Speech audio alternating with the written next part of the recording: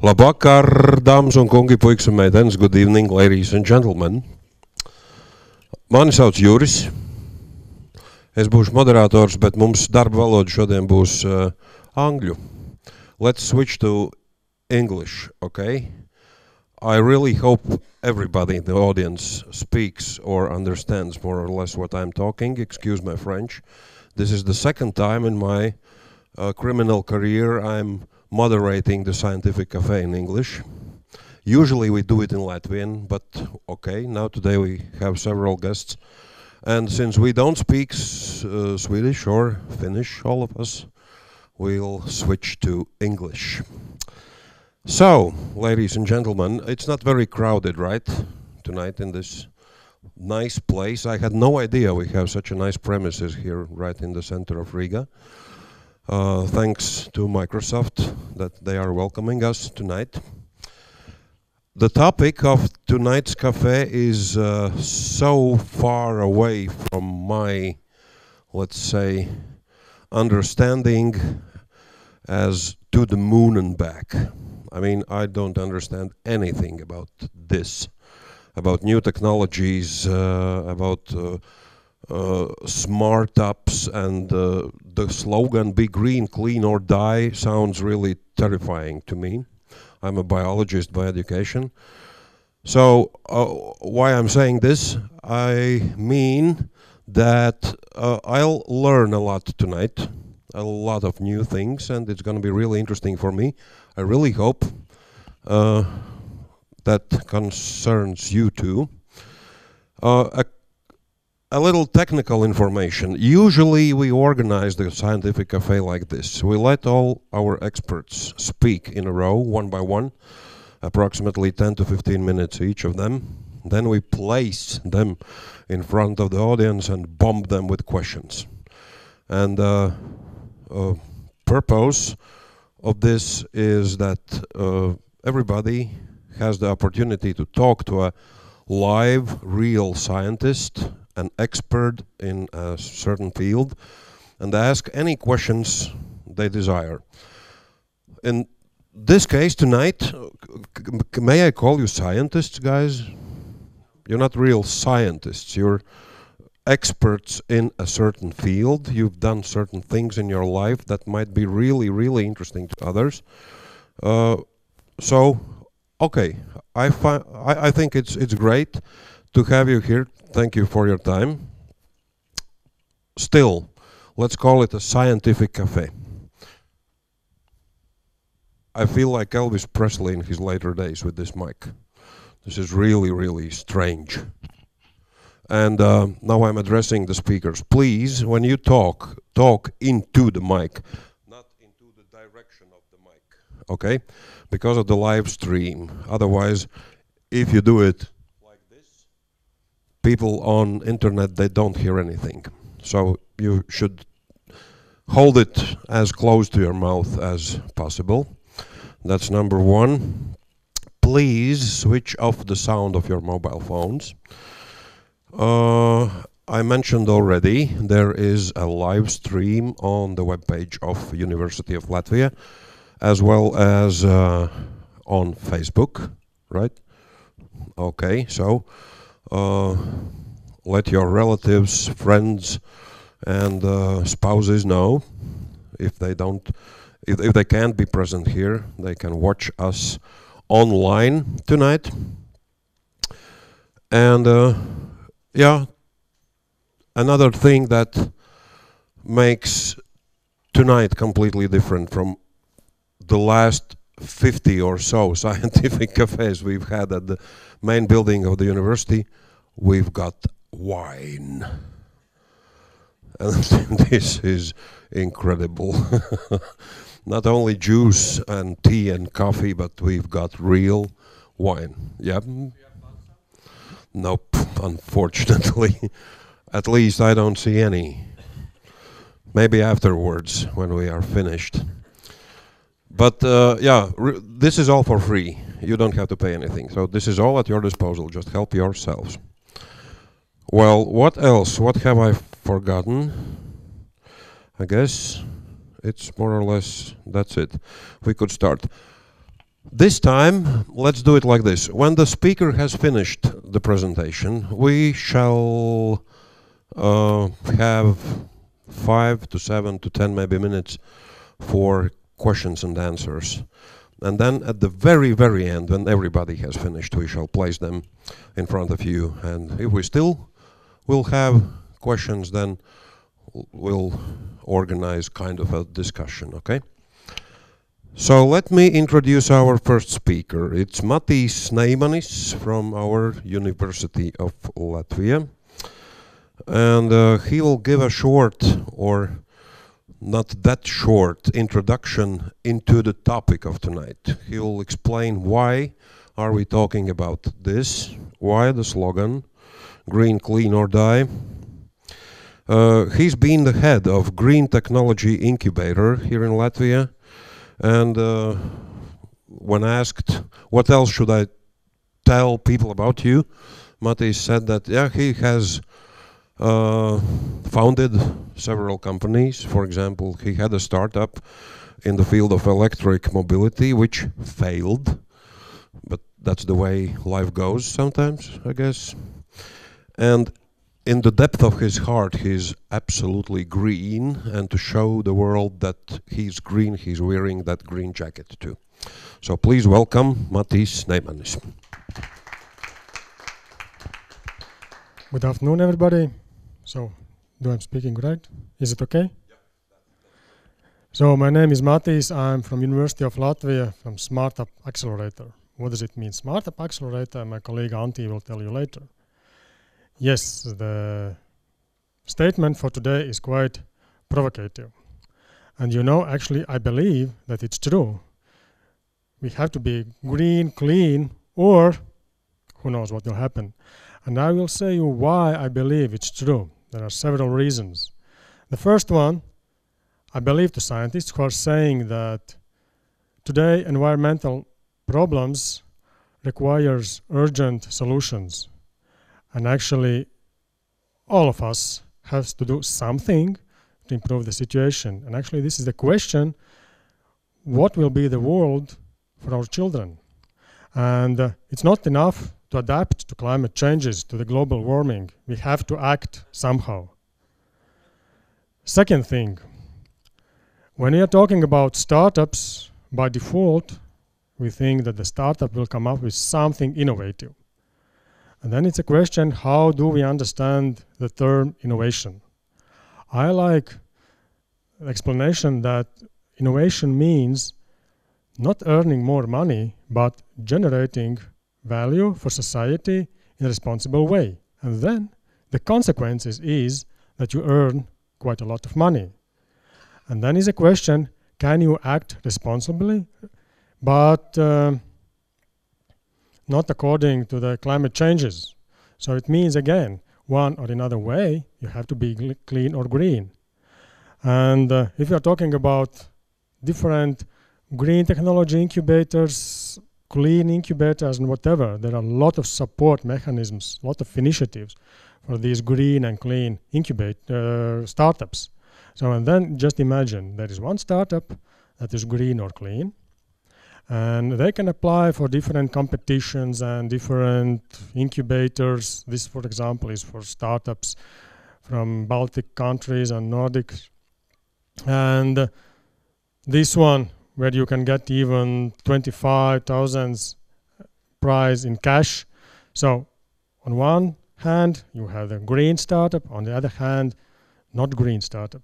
So in many cases, this is the question, to be or not to be, especially in the early stage. The green startups, they can get some support. Those who are not green, they have to find some other source of financing. And yeah, this is one more.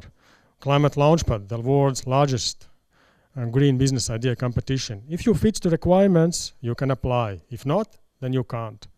And by the way, on 2015, one of Latvian startups was among EU finalists.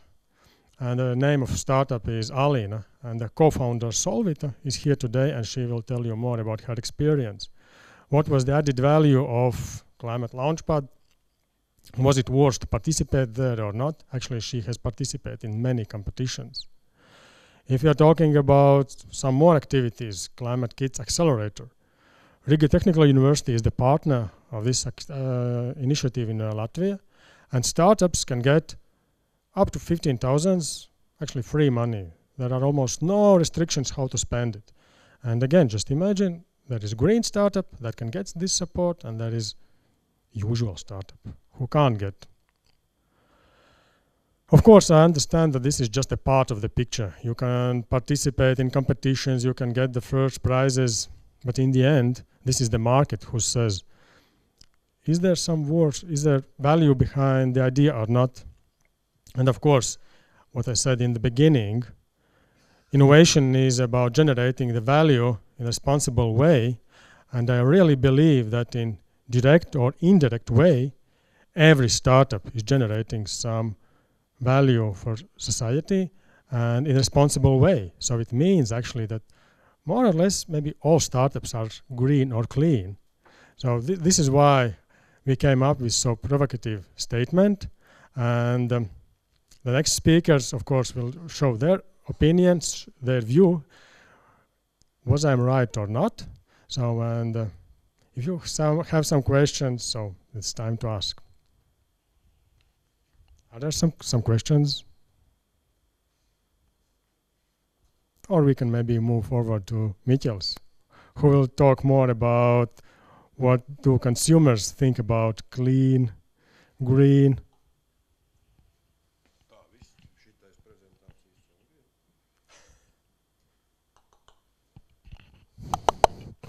Thank you so much. I didn't expect you to be that short, Matīs. Thank you. Really, no questions to Matīs so far, no? I would be really glad if you would prepare some questions for the end, okay? Taking in account that he's a true specialist in this field. Okay, let's move to our next speaker. I tried to squeeze some personal information out of him too.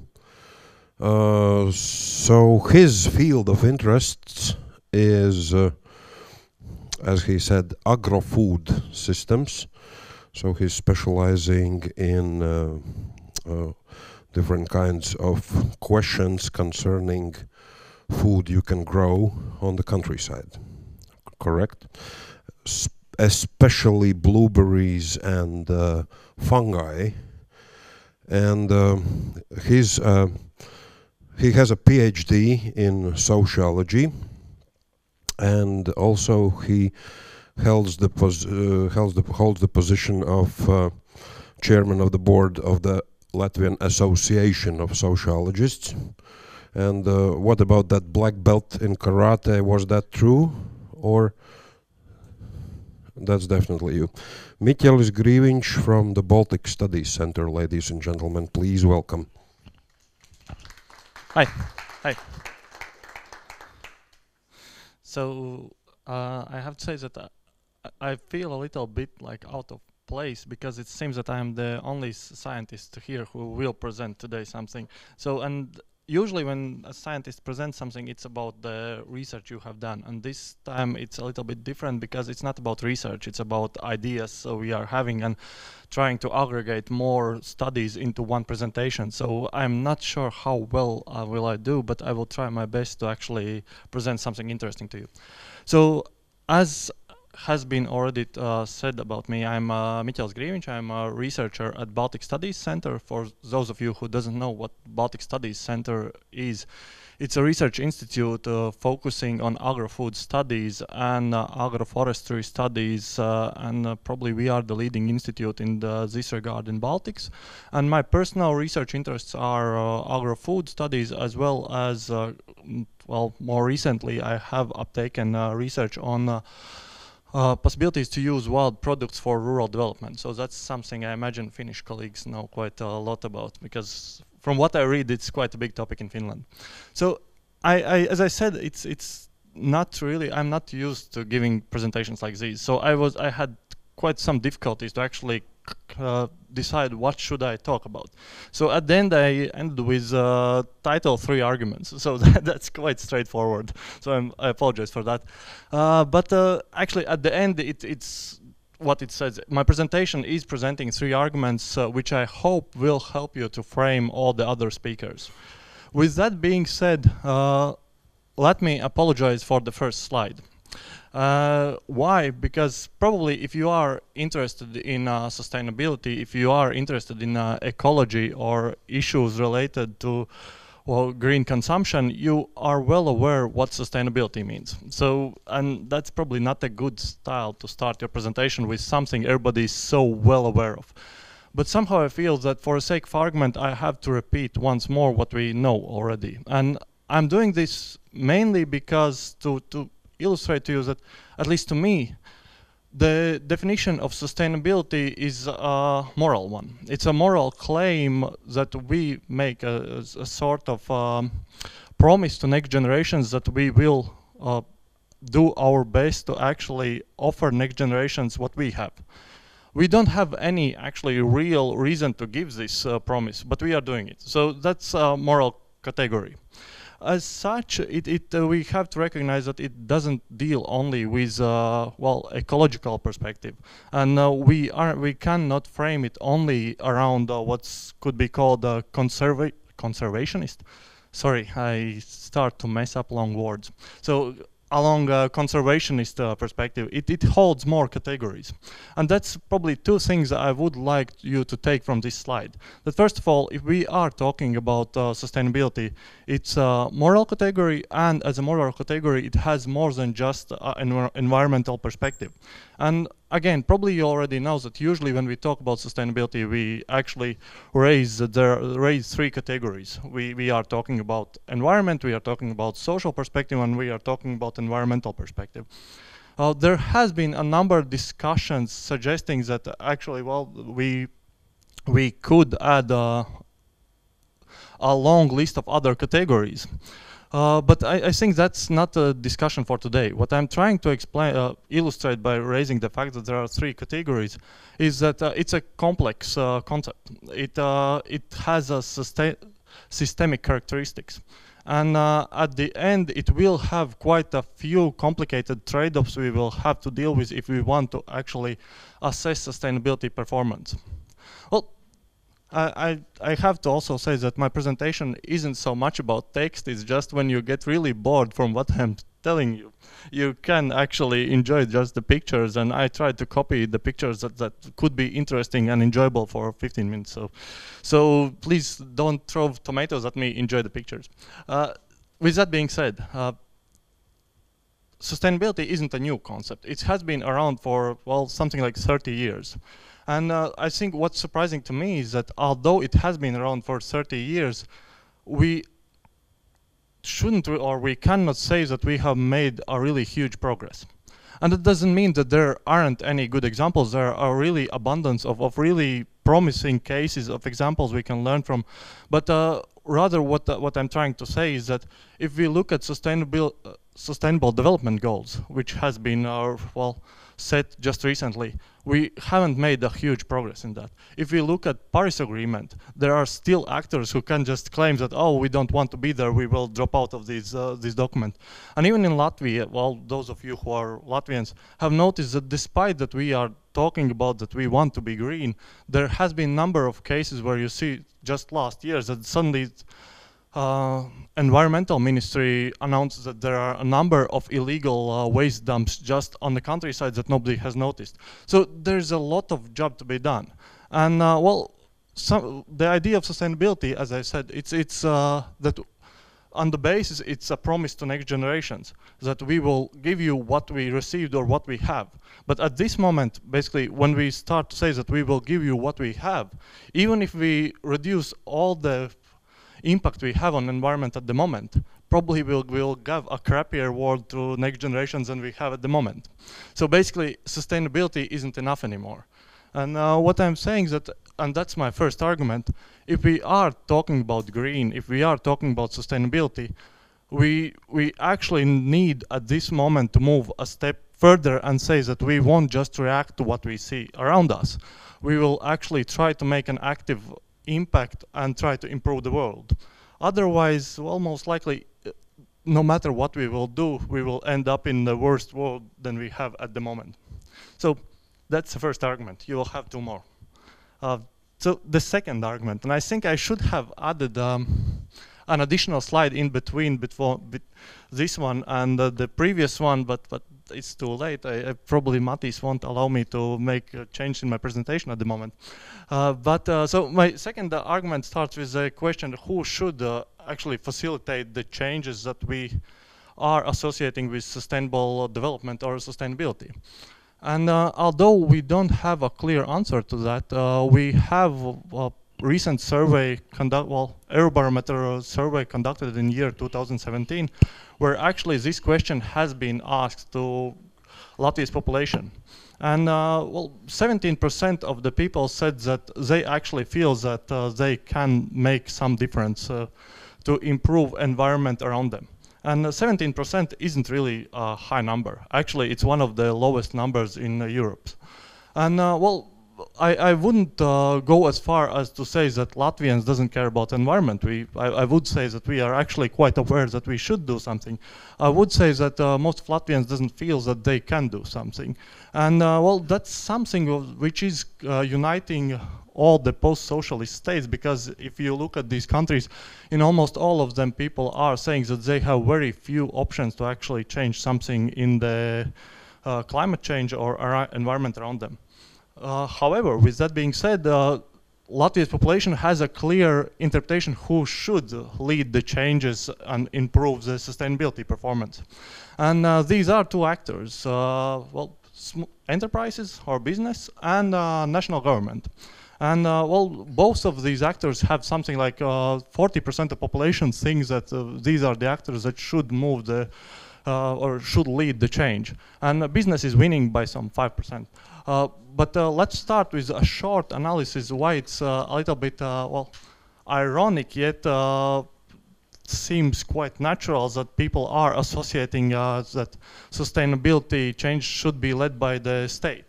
And well, it seems to me as a natural response, because if we look at Latvia's media, it's quite common that the state is discussing what can it do, and even in development, national development, what's the title of the document in English? National Development Plan.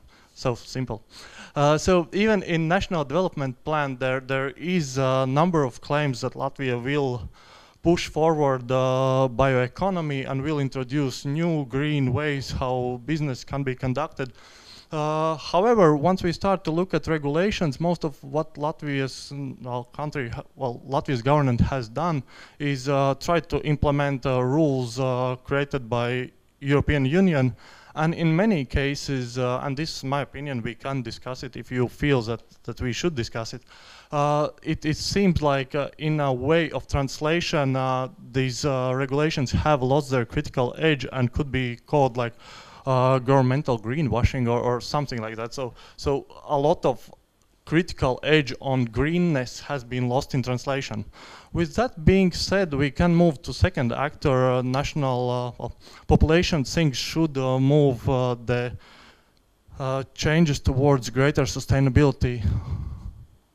So the second actor, as I already mentioned, is business. And it seems quite natural that population is expecting that business will be the one that will move the sustainability changes forward. Because it's, as I said, National Development Plan is indicating that most of the changes is associated with economical activity. However, and this is starting my second argument, and please indicate when I'm running out of time, because I feel like I'm just starting to talk and just feeling great that so many people are listening to me and somehow forget that I have time limits. So let me raise 5 arguments why we should be we should be careful when we suggest that business innovations will be the answer to sustainability challenges. And before I raise these 5 arguments, I would like to say that I believe that we need to search for new ways to actually make the business greener. It's just that I feel that from my studies and studies of my colleagues, we have identified a number of challenges that hasn't been addressed, at least in Latvia, and I would say that in Europe as well. So first of all, well, when I started this presentation, I mentioned that sustainability as a concept is complex and systemic. And quite often when we talk about innovations and green new solutions, we forget about the systemic characteristics of sustainability. We introduce one aspect we introduce innovations that address one aspect of the challenge we are facing, most commonly environmental problems. But we forget that actually we have to deal also with social and economic problems that often arises with these new solutions. So again, if you are interested more in this particular aspect, just ask me after the presentation.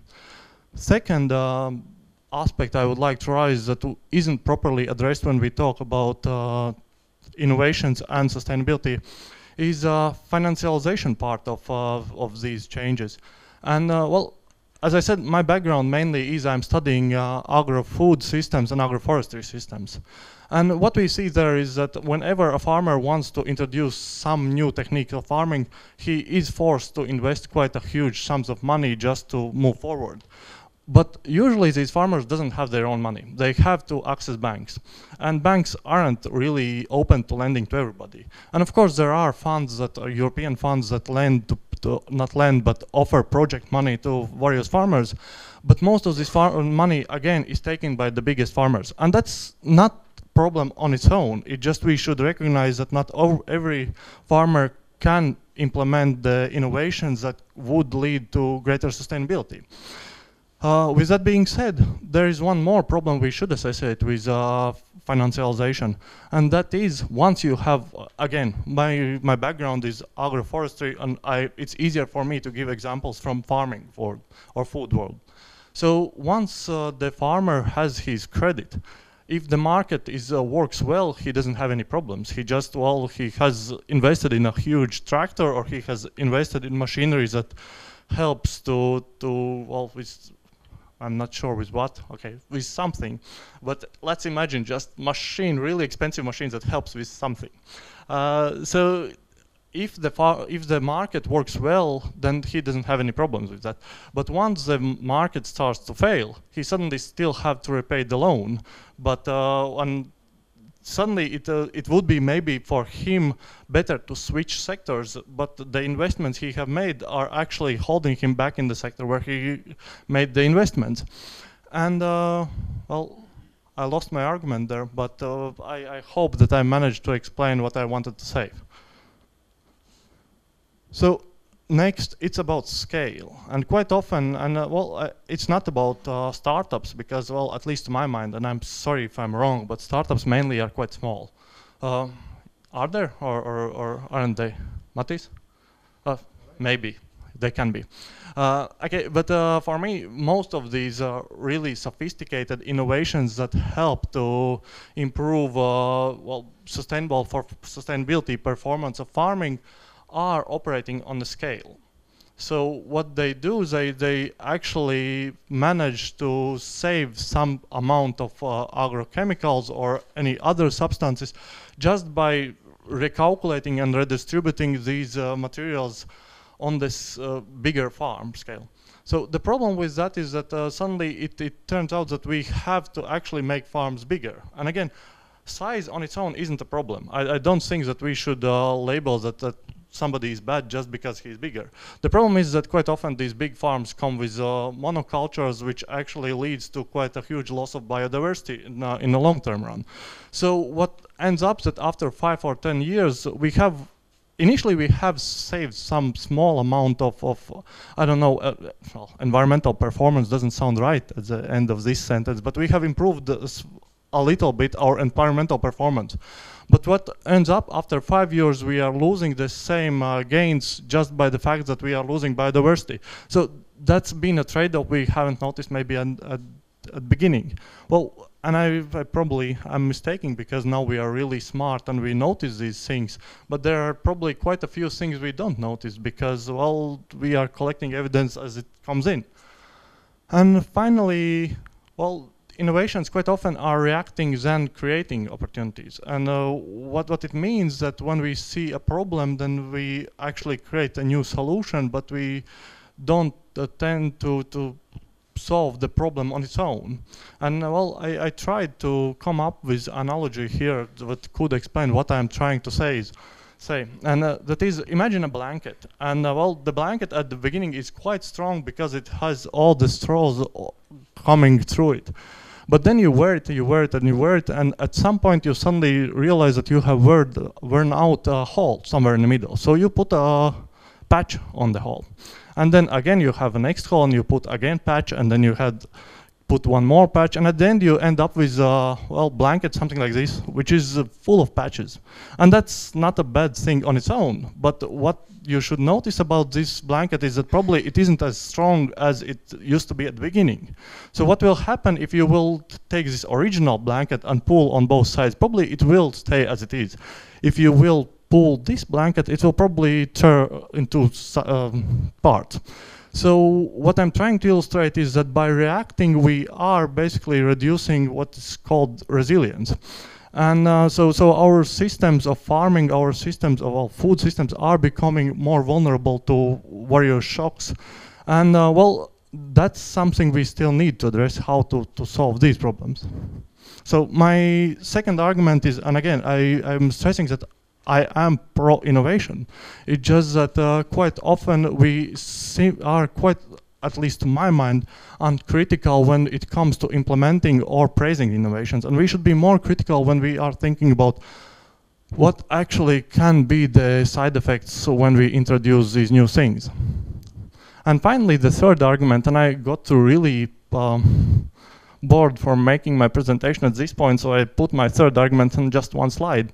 And the pictures I have put in here is from the project Transmango, and they are representing different lifestyles. We were trying to assess various future scenarios, and then because people are better at perceiving visual cues, we basically asked an artist to draw these pictures and to illustrate how the future lifestyles could look like.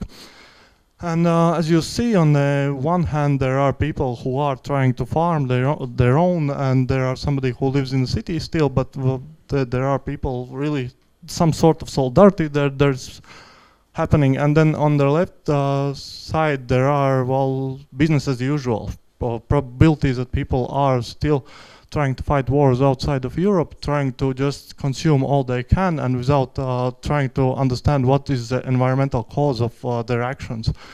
So, well, these pictures are two representations of what the future could look like.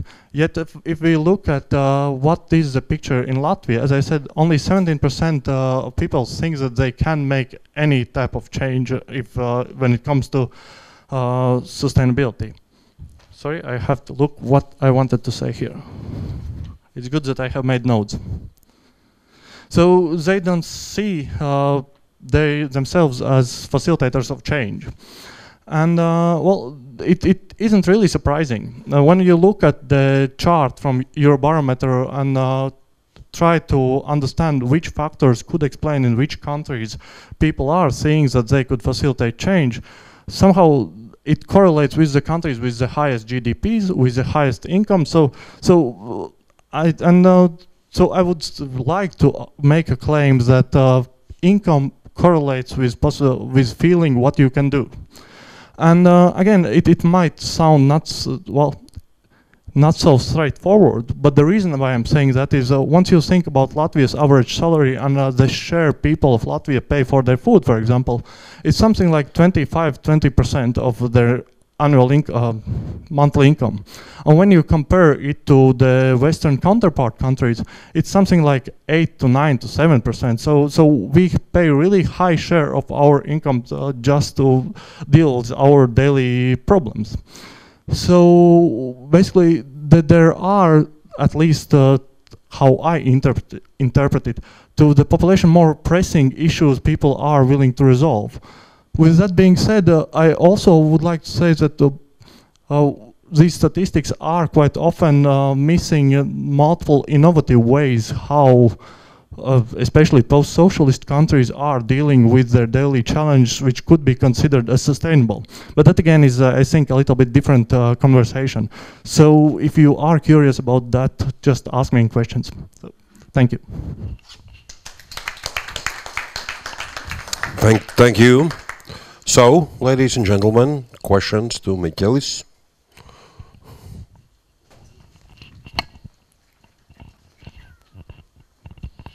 Yes. Hello. Maybe you can give us some good example where in the world we are using these patches on the blanket and we are not solving the problem. Maybe you know some good example. I just rolled with a table somewhere there. I somehow thought that somebody will ask me this question. I was coming here and I came up with some examples and now I just cannot recall them. Sorry, I have to think a little bit.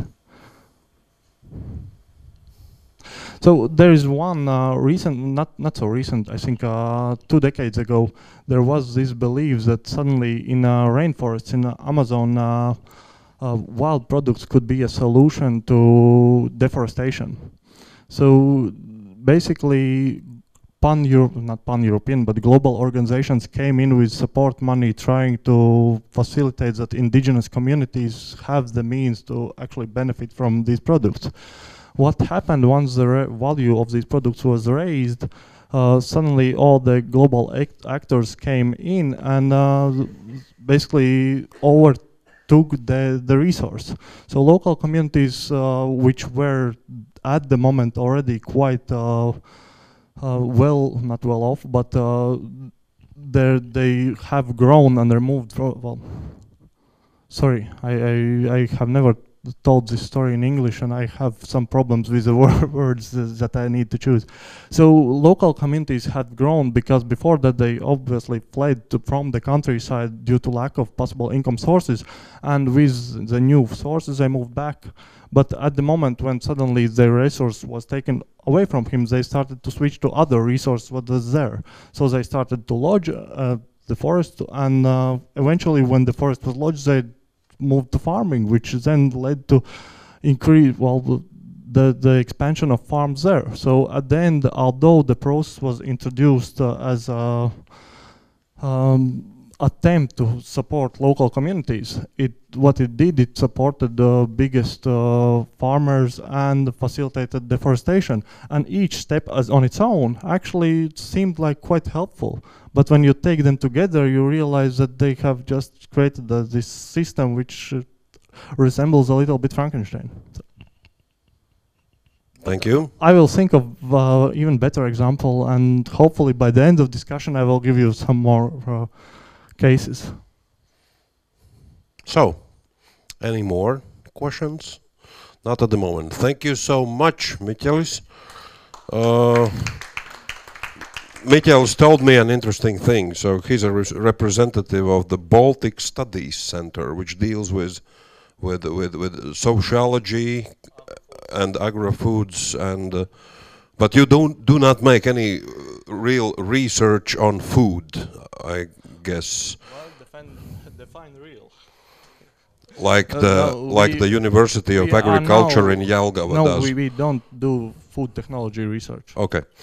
But the interesting thing is there is another institution which is called Baltijas Studiju Centrs, which in Latvian means Baltic Studies Center, which is a completely different institution dealing with linguistics, making research on the Latvian language, and which has absolutely nothing whatsoever to do with agro-food and things Miķelis is doing.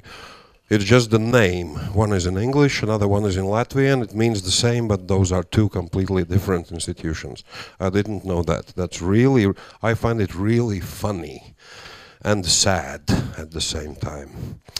Ladies and gentlemen, our next speaker, I have to introduce a beautiful woman, a mother of 4 children, a researcher, I must say, right, who has dreamt of science commercialization since she was at high school. That's what you told me.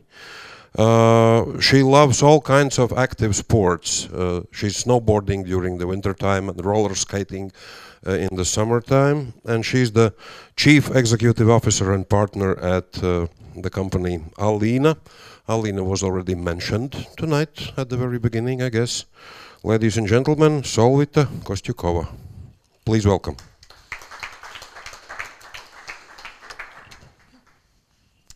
Good evening. Good evening. So, do I speak well in mic? Perfect. Super. So, thank you for introduction. It's very lovely, and I will start with a little background to understand why I'm doing what I'm doing in my life now. So, I have background. I have finished mathematical modeling in PhD studies. Yes, I fell in love in science management, or now we talk about science commercialization, since high school, when I represented Latvia in the first and the last worldwide young scientists competition, and then I saw what's happening in techno math and so on. So I fell in love, and I decided that I want to do this in my life. And now, like this year, I can say that yes, I have reached my dreams, so I'm doing that. It's very lovely to see some my teachers in a lifetime, so hello to you. So yes, so I studied mathematics. I studied one more program in environmental science. I have worked as project manager because when I decided to go to commercialization of science, so I needed to understand science. I needed to work like a project manager. And then I needed the third step, so I needed to try myself as entrepreneur. So after a while, when I was 30 years old, so I went to entrepreneurship, and I had my company in social enterprise. It's social enterprise, and then I understood that yes, I'm good at entrepreneurship, and I can go to and reach my dreams. So math, project management, and entrepreneurship. And on year 2012, the idea, and now I will tell the story of company of Alina, started our idea. I work very closely with my father, his main inventor. I'm just helping. So, and on the year 2012, all the Europe has understood that yes, we have a big problem with toxic materials that all of us has created in last 50 years. What's happening? For example, now in statistics, now we have 30% of allergic people. In 5 years, it will be already 50% of us. And yes, I am like a product of, we can name it like new mother's product. When you when you have a child, then you start to live like greener life. Then you understand some processes, and yes, and the other, I'm like product of that I need to take care of my health. So also those two things influenced why Alina was created. All my kids are allergic. One even kid is that she has breathing problems, but in a very, very bad way. And there had been a lot of issues when I need to call ambulance because she can't breathe. And the other thing is that I intoxicated with pesticides and herbicides while I was working in Brazil. When I was working in environmental science laboratory, and I was eating just common food what all others lab colleagues was eating, but I get intoxicated. And those two things influenced me very much. And so I had this very will to go to science management, and then I had this, what life happened, and I decided that I want to make a positive impact, not only to leave the world how it looks today, but to improve it and to make it better, because we already have spoiled a lot of things. So about those toxic materials, in 2012, Europe understand that we need to move to, we need to decrease and to limit toxic substances. Why? Because allergies, asthmas, a lot of pathologies, reproductive problems, etc. And it's directly linked to those toxic materials. If we look to this room, it's floor coatings. Principally, every coating contains such called biocides. Those are toxic substances. 95% of them are toxic, cancerogenic, etc. This year, 2018, started like European Union declared that lots of those toxic chemicals will be is forbidden, will be limited, and will be more strictly limited. At the end of this year, there will be European Union will state which are those toxic substances.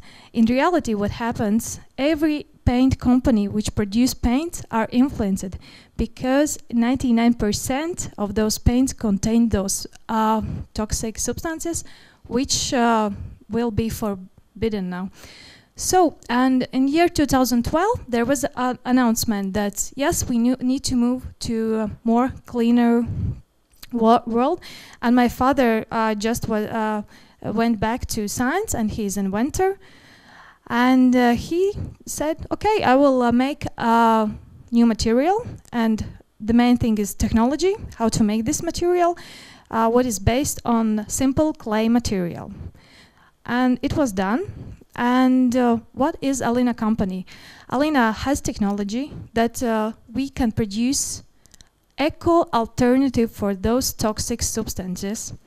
We take, for example, paint. We take out the toxic biocide, so-called, and we replace it with Alina Life material. And we started the commercialization in the end of 2015, the year of 2015. The last 2 years, we have validated our products with more than 40 companies in Europe and worldwide. It's very small companies, and it's medium-sized companies, and all, we have 10 influencers and big corporates in the world who own the 15% of the market. So we work with 6 of those. And so I have some knowledge about what is my topic today. How it is. I benefit from that I promote green building industry or not. In reality, the thing is that our value of Alina to create those eco-friendly materials to substitute toxic substances is already built in our business model.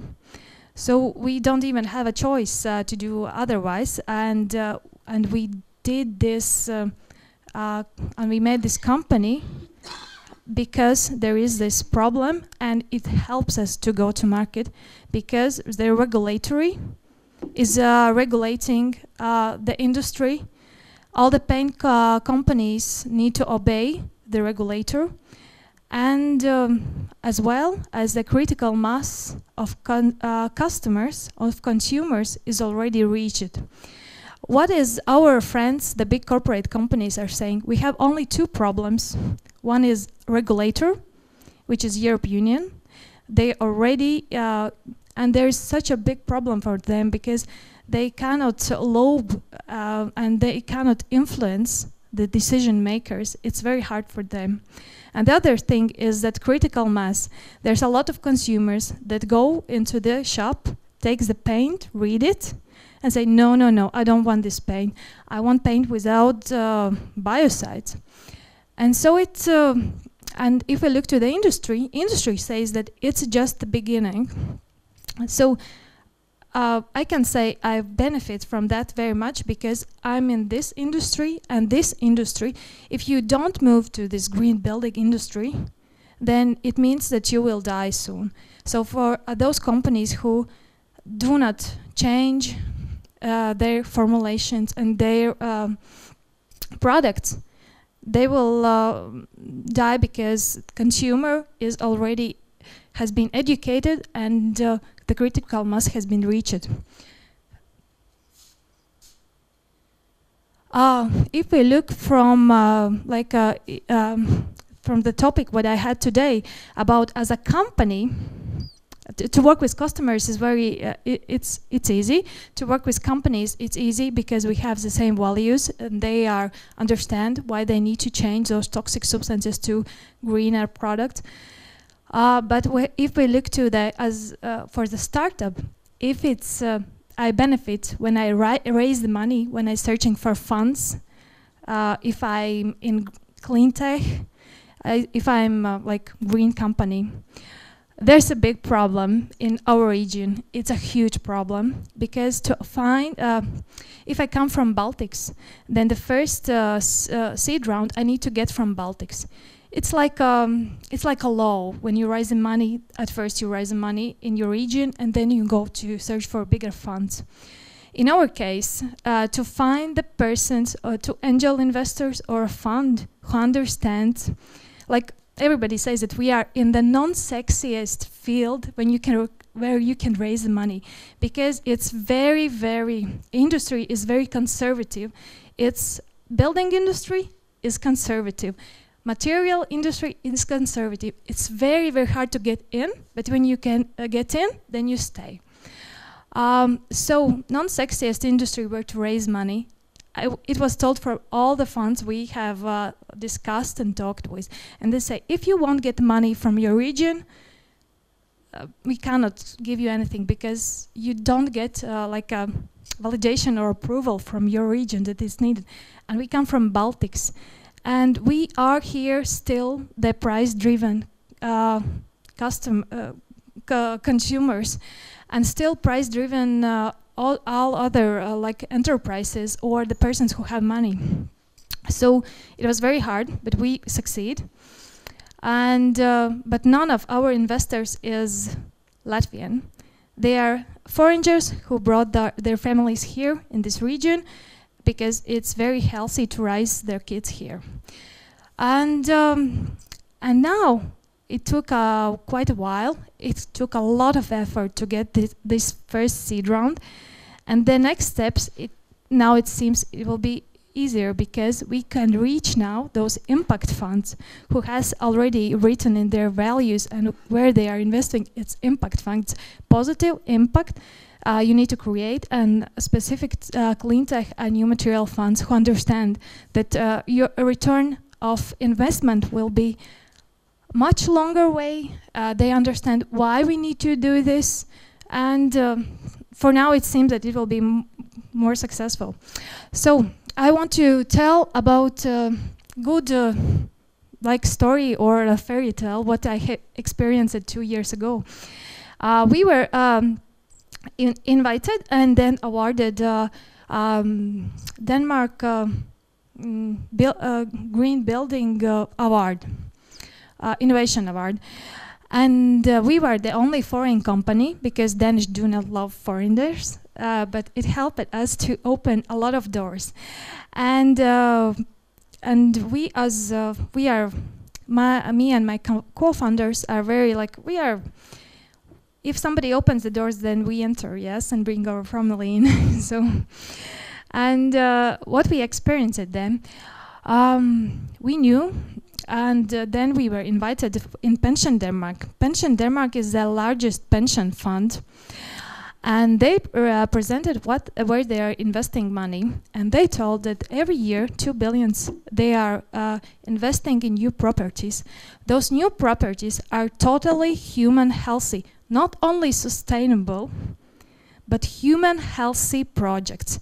For us, it was like, wow, no way, it can't be like that. And then they presented how they are doing that. They work very closely with NCC. They are one of very big construction companies. And then we also visited NCC.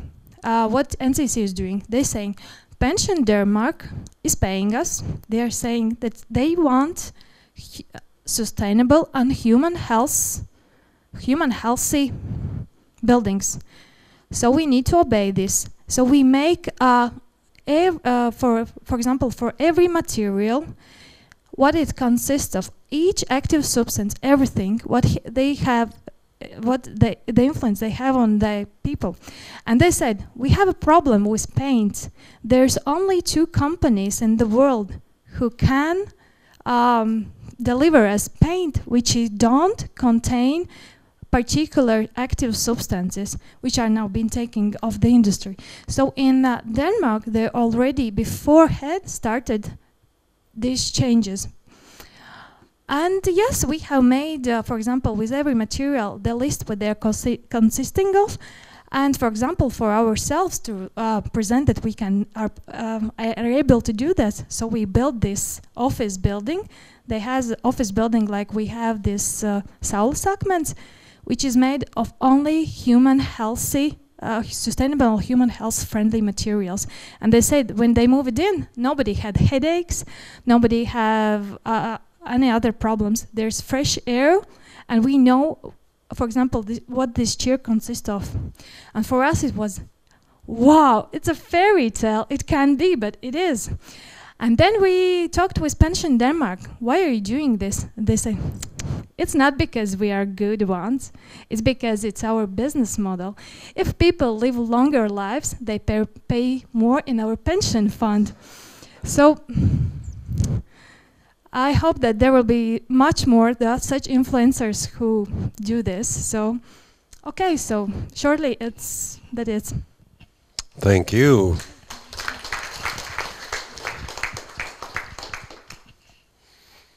As I said at the beginning, being far, far, far away from your field, that all sounds to me a little bit too beautiful to be true. I'm sorry to say that, but that's how I feel. Any questions, ladies and gentlemen, to Solvita?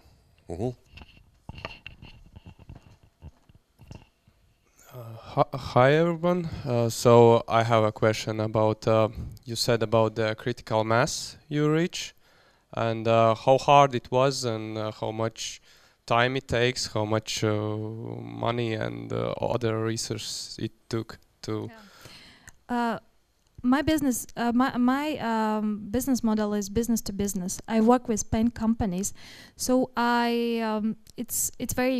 for me, it's very easy to get the companies that starting testing my material, but the critical mass is reached for paint companies and those companies who are producing substances for those paint companies, and those are big corporates who feel this critical mass. For me, it's it's not for it's not for me, but for my company, if you're interested, as I am a startup, so it has been taken years. For example, if you look to the new materials industry, and if you go to clean tech even and some green things, so it takes 12 years average when you go to market with a new material. So it's quite long. I hope to accelerate it. And in the money perspective, so till now we have raised 600,000, and this year will be plus. So we have public fund and everything that will be announced soon. Yeah, thanks. I have like specific about you said about the consumer, which got knowledge and got smarter, and how it was campaigns or some I don't know how it got that information. You just I don't know. You have like campaigns, some no, campaign? No, it's not mine. It's okay. not mine success. It's what happening in the Europe. It's about Europe market as such. Europe has reached already those critical mass. Like there are several, like in Latvia, we are like 8 years behind the Denmark in those I think knowledge and what is happening in community. And there, I think it's NGOs mostly what has reached this impact. Okay, thank you. Any more questions, please? If I get it right, so your company doesn't produce any paints. You provide scientific solutions, or should I say, if any of some of the big companies asks, for example, we would like to replace that toxic compound in our paint with a more human healthy or environment friendly component, then you are the one they are asking to do that, right? Yes, it's I can say it's easier. If you have a tea with toxic sugar, a tea with eco sugar, so we take this toxic sugar out and put our eco in. Okay, how many employees does Alina have? We have 3 business developing persons. We have 3 scientists in our core and 1 engineer. And we work very closely with both universities, Latvia University and 3 technical universities, 2 institutes in Latvia, and with institute in Denmark and in France. Thank you. Hello, Philip. Nice presentation. How do you manage to outcompete the really big corporates? How are they not doing what you're doing? The last question was what there. What was the success factor in you, like, really? I mean, it seems like you're quite early on to the market. I mean, you're competing with really big corporates. How are you succeeding in relation to their resources? Currently, like, if we look to innovation side, we are some 3 years ahead. Of course, industry, it's happening. Of course, it's worldwide patents and its protection. It's very much investing in intellectual property strategy and so on. But with the big corporates, it's not like sometimes it looks that they are the bad ones, because in reality they cannot innovate in-house, because it's always limited resources. It's always very, very complicated, this how they work within the company, because it's very, very long. It's resources, it's time and resources. So what they're doing, when we said for the first time, like, hi, we are making something like this, most of them already contacted us and started to they were curious what we have. And so we work very closely with 3 those big corporates, and what is the aim? Even though they are working together sometimes, the big corporates, it seems like they are like competing, but in reality they are working. If one of big corporates see the value and I can grow my company partnering with the big one, of course I will do that, because with the resources I won't bring such impact to the world if the corporates take the innovation to the market with their resources. So I see it differently. This somehow contradicts to anything and everything I was taught at school. Because why would those big corporates raise a competitor like you and be kind to that potential competitor? Why? Because they work for their public companies, and they work for their for their owners. They need to bring money, and if they see potential to earn more money with such innovation, of course they are very motivated. I would just swallow you together with your employees and all your research and your laboratory, and that's it. So, but they see the very big value for a team. They allow particular time for the team to develop with the drive what the team has, this innovation, because if they just follow and they need such innovation to bring to the market, they won't be, it's impossible. And when they sometimes consume such startups, they consume with the co-founders and with the scientists to be able to continue. Okay. Okay, I'm trying to get used to that. But I'm an old idiot, so don't pay attention, please. So, any more questions to Solvita? No. Thank you. Thank you. you very much. Our next speaker, ladies and gentlemen, likes jogging. He likes winter more than summer. And he's also very, very fit, and he likes running around, jogging, and doing water sports. And the topic of his talk, you see it on the screen now, Virtual Sex, the Unspoken Driver of Internet of Things Innovation. Please welcome, ladies and gentlemen, Austris Vasiljevskis. He's the head of IoT department at Oxygen Services Latvia. Lūdzu. Sveiki, terve, hello. When I got invited here, I read the agenda topic of the day. It was also about death and dying or surviving. I thought, what's the opposite of that? What's the opposite of death? Opposite of death is birth, of course, and birth, where birth starts with a little get-together thing, right? And it's 21st century, so why not virtual get-together thing? By the way, quick quiz here. Anyone of you have tried the virtual get-together thing? If it's maybe too direct question for Latvian, anyone of you know a friend who maybe have tried it? Oh, I can feel, yeah, you know them, you know them. How about IoT? Let's remove the sex piece. Anyone of you associate yourself as users of IoT? I believe so. I believe anyone holding the smartphones here are daily users of IoT. Those hipsters carrying older brick style of the phones still are users of IoT if using public transportation and the stuff.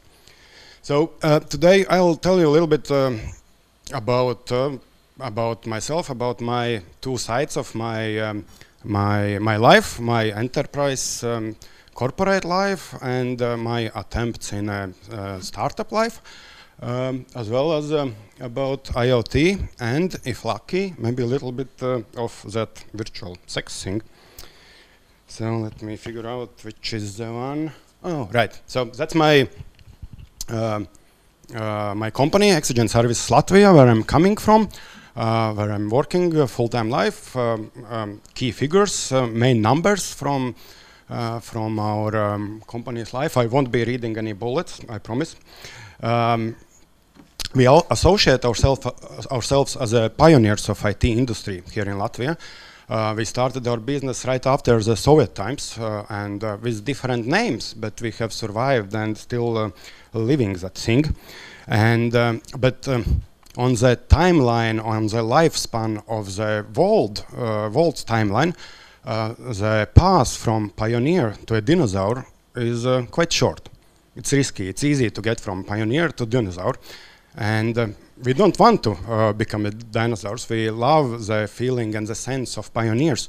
And the only way to survive, to keep being pioneers, it's keep changing. It's keep trying new things, supporting new business ideas, working with interns, working with startups, working with green technology incubator here in Riga.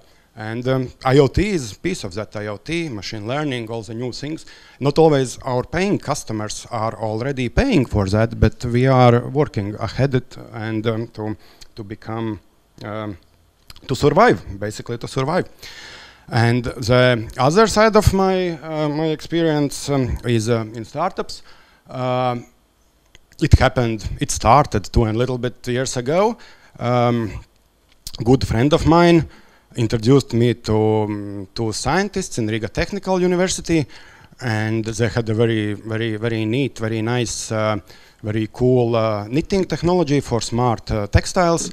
And in December we sit together, wrote a PowerPoint, We had an idea of healthcare appliance for that smart textile, wrote a PowerPoint, sent to a prominent accelerator known here in Baltics and Scandinavia, Vertical VC, Finnish-based. And in January came the note that we are accepted. Oh my God. We already started feeling money in our pockets almost. We are going to accelerator. So then the tricky part came. We had to figure out the accelerator was taking part there. We ended up, me and my colleague, every other week flying over to Finland, spending few days there, getting accelerated. I was taking off day offs in my oxygen life, spending my family's vacation days there, doing the stuff there. And I'm not actively with the company anymore, but company is still alive, still startup, still trying to get to the next level. It was very, very interesting year, very interesting period, very in different aspects, like, I don't know, filmed, promoted by Korean TV or Finnish TV, or winning the most promising startup prize in the area was very interesting. But was it easy? Probably no. Were we expecting, like we are going to Finland to motherhood of startups, to everything happens there, accelerator, will they help us, will they direct us, will they like support us and show the guidance? Probably no. Well, they didn't. Did we expect it? Yes, we at some levels expect it, but it's clear nobody is giving their time, their effort, their something free away just to help you to do things better. But we had, luckily, we had a very good team member, good in business development, so we used that opportunity to try out different things, starting from like 3 or 4 names for the company. We ended up establishing companies there in Finland, and we went through like 5 product ideas while being there in Accelerator. From socks to shirts to bras and different kind of things. By end of the accelerator, being it healthcare accelerator, by end of the accelerator, we already knew that our main thing and the idea that is still living, it won't be human, it won't be healthcare, it will be, and it is animal related, saddle blankets for horses, and that's what my colleagues are taking further. So now 2 years later, I'm back in the enterprise corporate life, but still getting the benefits, direct benefits, indirect benefits of that time spent there. We entered there as for healthcare, did exit as something else, non-healthcare. I see similar correlation quite often with clean tech, with green things. You start with one thing, but it's not said that you will end up with such kind of company, but it altogether is worth it and is very great. And of course, the time we are living, like 20 years ago when I was in university, in high school, there were no those things. Nowadays with accelerators, incubators, design factories, all kind of laboratories, it's so easy. It's way easier to get from a prototype, from an idea to prototype, or even without physical prototype, to validate your idea, to get the feedback. You don't have to have full-blown 100-person enterprise team with just idea. You can find a lot of support. And yeah, so switching back to IoT. By the way, smart textile is textile, but IoT is needed to operate it. What is IoT? Little refresher, like Internet of Things. If there is, as the name says, there are things, there is internet for sure. Things are as sensors, as actuators, as different small pieces, but quite often a lot of small things make together a new device, like a car full of the things. And things need to talk to each other. Then there is network, local network, wired network, wireless network, and there is obviously internet, as the name says. And through the internet, things are sending their data somewhere to the servers. Where there are servers, there is software, and there is a lot of data. There is place for analytics, for intelligence, for machine learning, for all that stuff.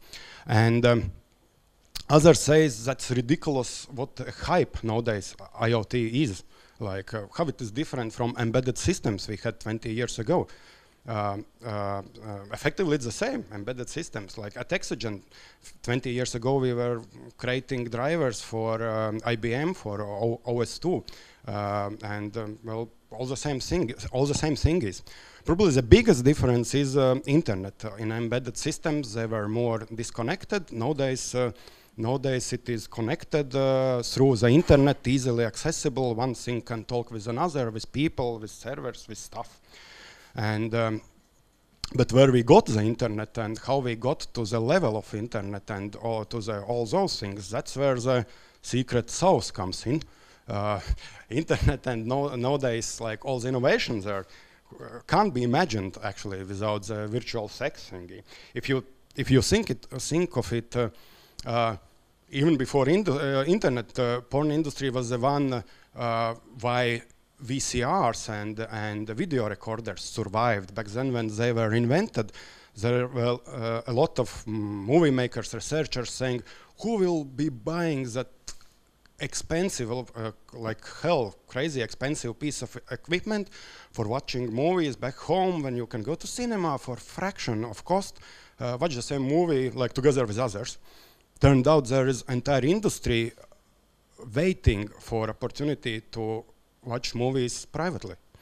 That's what helped VCRs and recorders to survive and become way cheaper.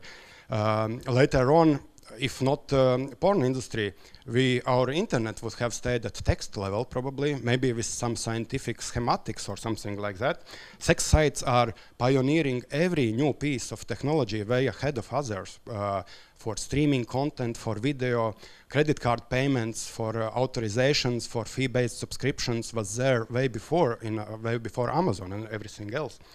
Webcams, digital cameras, all of that stuff, and where there comes webcams, digital content, there is a lot of data. It creates a demand for bandwidth, for network speed. So that's at the end of the day also helped internet to get the bandwidth, the network speed, the Wi-Fi capacities that nowadays my kids are thinking that it's their right for air, their right for Wi-Fi. That's like coming without asking. So keep that in mind. Keep that in mind next time you read somewhere that Latvia is in first place in internet speed, or mobile content consumption, or stuff like that. Be careful, be careful. But on serious side, I think Latvia, our position here, we are in a very good position here in Latvia, because internet speed is high. We have good traditions. If IoT consists of hardware, network, and data, we have good traditions and good capabilities, support from corporates. LMT is introducing 5G. La Telecom is introducing LoRa, low power area network. By the way, Riga is covered with LoRa networks, same as other cities of Latvia. And others are working on Sigfox and other. Hardware-wise, electronics is fastest growing industry here. We have Saftechnica, Hansa, Matrix, Giraffe from the startups, and of course software. Always historically been like IT brain center from Soviet Union. So it's way easier. You can approach any of them. Like you can approach La Telecom. They will be happy that somebody comes with a new idea how to use the LoRa network and try out the new business ideas. I have tried it with Exogen, and they are very supportive, and you can get with just your idea, get the support, free network, free stuff, and free stuff. It's not free at the end, but yeah. And the best that comes from IoT is you can finally get a quality, measurable insight of the things that are happening in your clean tech, green tech, any other industry. You can measure it. Measure before and after your prototype, or just use IoT to measure the current situation and use software simulation to understand what it will be after your idea is applied. And don't stop there. Don't stop with like IoT in one place. crossing the industries, crossing the experiences probably is the best thing. So why not flying IoT? IoT is just generating data for artificial intelligence, for machine learning. It's effectively machines are preparing data for machines, because later on machines will be doing the machine learning stuff. And what can I say for sure, that those who will be investing in IoT today will outperform the others in future. And those who will have tried it will better understand the technologies, the data, the science, and will be better positioned for the future. Machine learning and IoT are the weapons of future battlefield. And it's, the question is where you position yourself in that battlefield. So I would say, don't die, just love your data.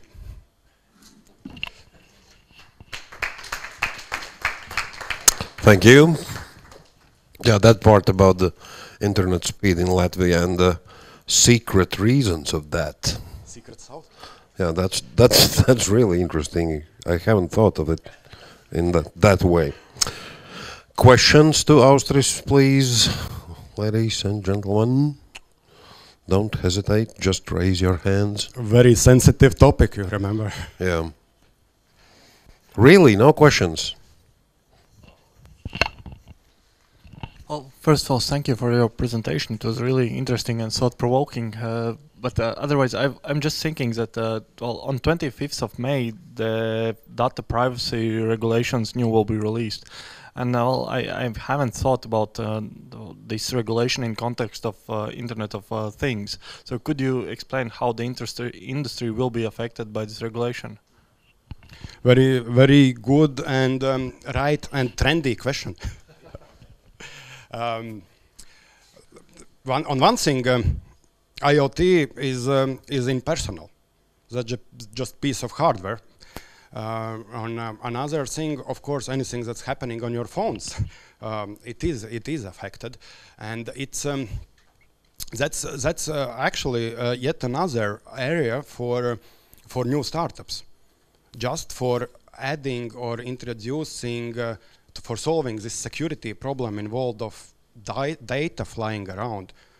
Maybe initially anonymous data, but later they are becoming data that can be associated. Maybe that's the blockchain that is helping. Others are saying that blockchain will help to anonymize that part, but that is a great opportunity for generating a lot of money. Solving the problem, chasing the problem, auditing, suggesting how to deal with it. Mm-hmm. Thank you. Any more questions? Okay, thank you. Thank you. Kiitos. And our next speaker, if I have to say a couple of words about him, he's from Sweden, right? So I express my sincere and deep condolences about tonight's hockey match. Oh, no way, come on. But yeah, he's all our speakers today are extremely sporty. You have noticed that they love all kinds of sports. Philip, for example, loves cross-country skiing, and not like 5 or 10 kilometers. When he does 90 kilometers in one jump. And he's also a moose hunter, and his hobby includes renovation of old buildings, old houses. But by his position, he's a consultant at a company named McLean, which does strategy consultancy on Nordic food industry and all about and around it. Philip Lundén from Sweden, ladies and gentlemen. Thank you so much. Okay, so I got invited here, and thanks for the smash opportunity here, Austris, because you were talking about IoT in general maybe, and now we're trying to zoom it into what's happening in agriculture. And what we're starting from here is that we're talking about a third revolution within agriculture. And to just give you the sense of what this means, and our name is actually stems from Rutger McLean, a guy who reformed agriculture in Sweden 200 years ago. is that the last century agriculture has been revolutionized twice. First thing happened was when you got electricity to the countryside, which meant that you had lighting all year around. You had the milk separator. You had all these new tools that you could use, which simplified your business a lot. And secondly, you had the tractor, of course. It came in, a lot of horsepower, very productive, very strong. And with the tractor, you also had all these new tools that you could apply to take care of your fields, for example. And now we are facing a third revolution. And what's interesting here is that when you had these revolutions, there were companies, a lot of companies, who died. And the ones who died, what happened there is that they were the ones who did not test this new technology. There's so many quotes from 60 years ago with all these farmers saying, no one can replace my horses. It's impossible. Nothing can do it. But then you had all these farmers who actually got outperformed and had to sell their farms because they didn't learn how to use the new technology, aka a tractor. And now IoT is happening and it means all much the same. Just a short thing about our firm, strategy consultancy firm, working mostly within the food value chain, also a bit with forestry, and this is like a really hot topic now within food, but also partly forestry. Yes, so IoT, Internet of Things.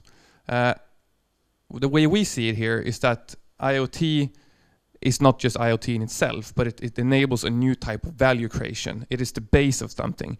I mean, we're talking here about, I mean, this is general for all sectors, you could say. I mean, you have all these new sensors that are generating a lot of new data. Data that weren't there before, data that wasn't measured, data that was present in someone's head or something, but now it's actually digitized. Digitizing the surroundings around us. And this is very interesting because in farming, a lot of the decisions that are made intuitively. You make decisions based upon what your forefathers are doing, what your senses of your fields. But now you're actually starting to measure things. The data is being created. These sensors are getting they're getting self-calibrating. Battery time is going up towards 20 years. They don't cost anything. They're basically for free now. I mean, you have all these big companies now saying that we will fertilize our soils with sensors. We give them away for free. So what's interesting here is that we're generating a lot of new data. But data doesn't have any value in itself. We need to do something with the data. And what's interesting here is that we're seeing for other rapid developments when it comes to IoT that really facilitates and push this transition now. The second one is about the communication networks that are actually handling this data, because we're talking about agriculture here. It's often based on big areals and big spaces. We have 4G already in large parts of Europe. We have fiber networks, for example, that are really high speed. And I mean, in Sweden, we have 30% fiber accessibility, which is extremely high for being like a very not such a densely populated country. We're also having the LoRa networks that work together with the fibers, for example, that enable even remote farms to take care of the data that is being generated out there in the fields. And what's happening now is that 5G is coming and all the machinery manufacturers are screaming for this technology because it's an infrastructure that is built to process huge amounts of data. It's built for IoT on an industrial scale. And this is really the enabler of actually seeing effects down here again where we're talking about autonomous machinery. So that is step number 2 in this value creation process. Third one is third and fourth is up in the cloud here. I think most of you know that the cloud is not real. It's represented by some kind of a server somewhere out in the world. We're seeing a lot of these servers and data centers being built in the Nordics, which is really nice. Facebook built them in northern Sweden. I think Google is building them in Finland somewhere. Amazon is building them in Sweden and Denmark. And with all this data power, you actually have the muscles to do something with the data, which is also very, very important, that we can actually crunch all this data, we can categorize it, we can structure it in order to actually do step number 4, which is the intelligence in all of this. You all know about AI and machine learning and neural networks and everything. We actually now have come so far that many of these technologies are actually open source. So when you talk to the big companies that are actually building these machines, they said that in 2015, Google released a lot of AI open source code for free, which meant that the entire sector just took a huge step up there, and that's the lower threshold now. And now everyone is piloting these AI technologies, actually trying to analyze and create and find these patterns that you can find in this data being generated down there. And what's interesting now is that all of this data is, it's fed back to the business in two ways. First of all, it's fed back to us as humans, enabling us to take better decisions in our business. You have all this data, what gets measured gets done, and you actually have a digital idea of what's happening around you. So the decision making is improving a lot now. We'll talk more about it later. And secondly, we also have the aspect of a lot of this data and analysis being fed back to the machines. And I think this is the most important thing here, is that the machines are actually calibrating their behavior according to the data that is generated. And what's interesting here is that this is like a child trialing out their first years in the home, walking around, experimenting with stuff. This system is actually learning all the time. And that we actually have the infrastructure now to have a fast and exponential growth in the development of advanced the systems can be in agriculture, for example, when it comes to IoT. So okay, this is a theoretical picture, but what effects are we actually seeing now? This is statistics that you can show to investors around the world. Agtech is one of the most hyped sectors now. Investments are just pouring in. If you show this to an investor, they start to drool. And why is that? They know that we have to feed 2 or 3 more billion people in the next couple of decades. The number of land used around in the world is actually decreasing. There's a growing middle class which eats more food, which eats more protein, which means that we need more crops, for example. So how do we solve all of this? If you actually look here, I mean, let's take this as an example. If you actually really monitor your field closely, for example, in Sweden, anywhere in the world, you can actually double the effect of what you're producing on your land. If you really have all the, if you measure all the 20 most important aspects of your field health, for example. And this you can do with IoT. That's the base of everything. You can't be in the field all the time. You need technology that tells you, do this, and you will help yourself pushing here. And I mean, just look in the EU here, the insane differences that we have in productivity.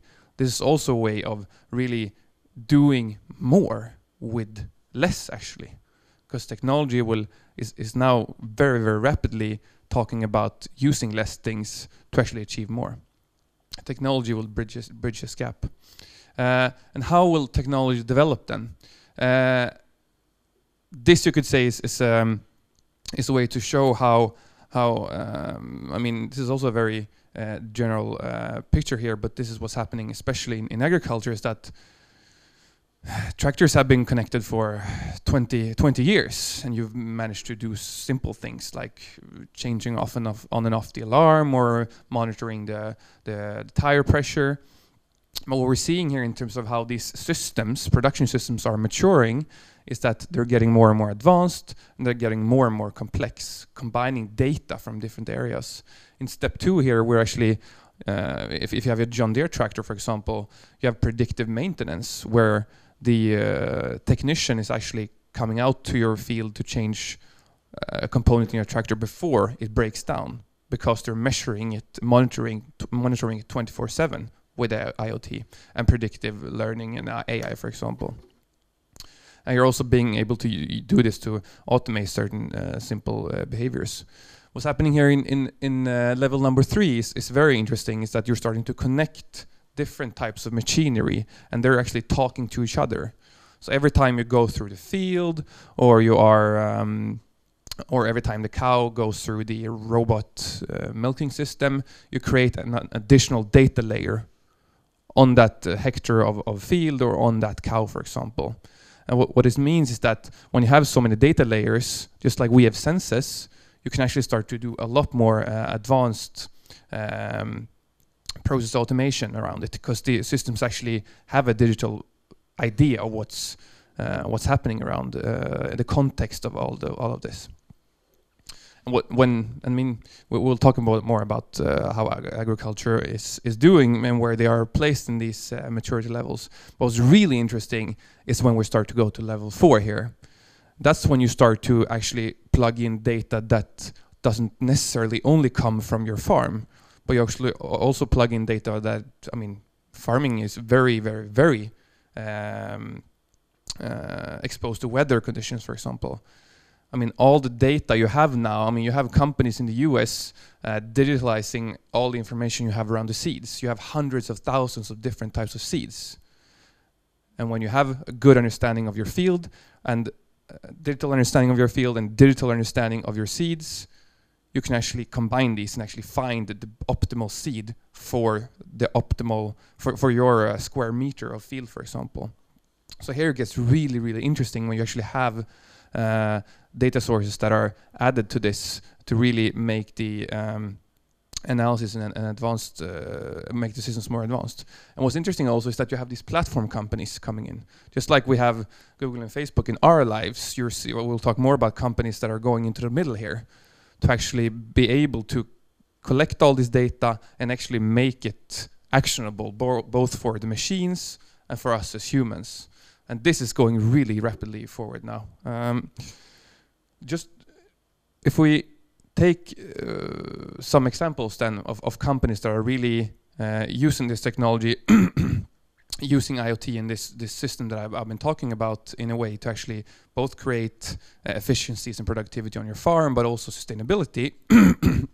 Sorry, we have some examples here. This is a smart sprayer from a German manufacturer called Amazone. So they unfold these booms, and you have an IR sensor and camera scanning every plant. It's scanning every plant, and you can go by 20 kilometers an hour. And it has 3 tanks, so you can actually choose and mix the type of pesticides that it puts on to the different crops. So it's so intelligent, and it can do this in real time. It's just bizarrely cool if you look at it, and which means that it will only spray on the plants that actually need a pesticide, which means that you can cut the use of crop chemicals a lot, for example. This is what the technology does, and of course it's connected to the cloud, so the more farmers actually use this, and the more, it's collecting all the imagery from the ground, the better the system becomes. So we're just, this was released just a year ago. We're just in the early ages of knowing how much they can push down that number. Here is a camera system from a Swedish company called Agricam. And what's really interesting here is that they are really focusing on a small problem. They're a startup. What they're doing really well is that they are scanning the udders of cows, milk cows. And when they do that with an IR cam and AI, they can detect this really, really common disease that is common on all dairy farms around the world called mastitis. And mastitis is treated with antibiotics, and customers don't want antibiotics in their food. Even though it's actually not there in the milk, they still don't like it, and governments are pushing back on this. So what's interesting is that they can detect the disease before it breaks out and sends a signal to me as a farmer saying, you have to treat individual cow number X, Y, Z with this serum that is like very, very cheap, and it essentially to 99% the disease will not break out. You're saving a lot of money by using less antibiotics, because antibiotics is not for free. You don't need to have veterinarians running around on your farm, and you also have cows that milk more, because when they're on antibiotics you can't milk them. Also creating sustainability effects and a lot of good business performance for the farmer. We also have another Swedish company called Vultus, And what's interesting here is that they don't collect any data themselves. They just use data that is out there. Did you know that the EU have invested billions of dollars in satellite data, scanning Europe's lands 3-4 times a week for free for anyone to use? They're doing it, and they just by scanning that data and doing that to give advice to farmers, they can cut your use of fertilizers used by up to 40%. So I mean, we're just seeing right now what this technology can do, but this is what it looks like. And just a short notice here is that the two companies leading the development here, they've made it to level number 3. I hope you remember the last model here. Dairy and crop production are the most complex sectors. Those are the sectors where I, as a farmer, have to take into account so many external variables that influence my production, and which means that the technology doesn't attack the simple sectors. I mean, it's not simple growing protein and animals, but it's way more simple than doing dairy or crop production. So that's where the technology is going. It's attacking the most complex sectors, because these algorithms really help you as an individual farmer to weigh different variables against each other. Our brains are not built for that, but algorithms are. And how are then companies around the world attacking this? This was what I was talking about. You get a lot of data now. Data is generated from most of your systems, both from me as a private person in my regular life, but also from the farmers, for example. And in the middle here, you're supposed to weigh all of this data against each other and say, okay, what does this data mean? How does that relate to data from this system? How do I make sense of all this? Really, really hard. So then you have the first ag-tech unicorn, Climate Corporation, 2 Google scientists who said, okay, we are very good at modeling weather. They realized they were good at weather. They said, okay, bye-bye Google, we're starting our own company. And what sector should we go to? Sector that is very weather dependent, agriculture. And what they realized then was that pretty early on they built the weather database, saying, okay, now we're going to give the farmer advice on how to manage their performance according to weather. But then they realized we're good at modeling data. So then they said, okay, you know what? We don't have to generate that much data ourselves. We just build this really good platform which collects data from, this is just a handful of the companies that they are collecting data from.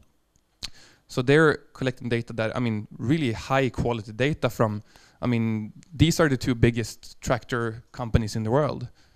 And they're generating data, and even though these ones are so small, they've still convinced these big tractor manufacturers that they have to release the data. Which means that they're building this analysis on so many data sources that it's impossible for example, John Deere, who only generates data from their own systems, to compete with the advice that they are giving. And what's interesting here is that advice is a lot about decision support. How do I manage my farm better? We talked about that already. What was interesting now in terms of how this industry is getting disrupted is that Climate Corporation also write the log files for the tractors. These tractors are very, very autonomous already. They're basically doing everything themselves, but you still have to be in the tractor to monitor it. What's interesting now is that Climate Corporation are programming the John Deere and AGCO tractors. So they have actually gone in there between the farmer and the tractor company, writing the prescriptions for your unique fields and what they need in terms of spraying, seeds and everything. And this is so interesting. So this is what's happening when this new technology is out there. Companies go in, they're agile, they know what to do, and they can run so much faster compared to the big old giants. And what we're also seeing here, just on a Nordic level and in the world, is that you're not only collecting a lot of data in the primary production on the farm, but you're also seeing how this data is starting to get distributed along the value chain. Because out here we have the consumers. We want traceability. We want to know what kind of food we're eating. And you have, for example, a dairy cooperative that is Danish and Swedish, collecting all this data on the primary production from the machinery, and actually then starting to feed it to the factories, and in the long run they're saying we're going to feed it to the customers as well, proving to our customers that we are sustainable. We can quantify how much antibiotics we're using. We're going to show it by using the data to prove it. We have the really ambitious initiative from Finland where they've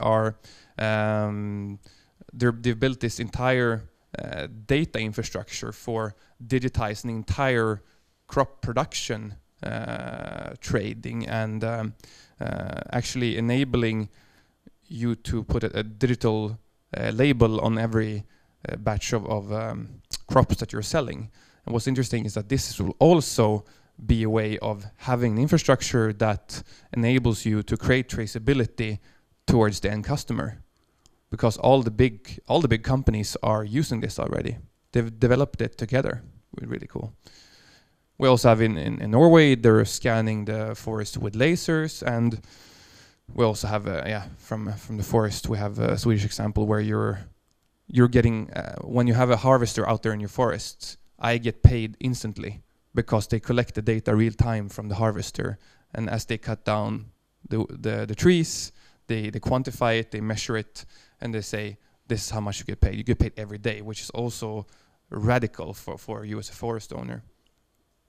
So if we look back now, where we're talking about being a startup or a smart up or something, what does this mean then? I think we're working a lot with the big companies in the sector, and they're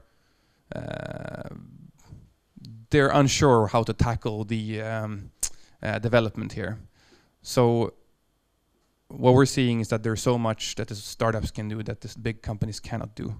And you have to go out there and really just be curious, but you also have to do this. What we're seeing now is that there are so-called test beds being established everywhere in relation to every sector. I mean, just yesterday there was a new AI test bed launched in Sweden with the government from Swedish government, from Volvo, all the big truck companies and everything, where the big companies are actually pouring in their own business data to enable you to do more with the AI, for example. But all these test beds where you actually test your solutions in a real setting is out there. And I really think that this is an insanely good infrastructure that our governments have invested in, but mostly it's the EU that have really tackled this development with actually having sites where you can meet other companies and you can actually develop things together. So that I think is really important. That will keep us Nordic people ahead. We have to use the infrastructure that is out there.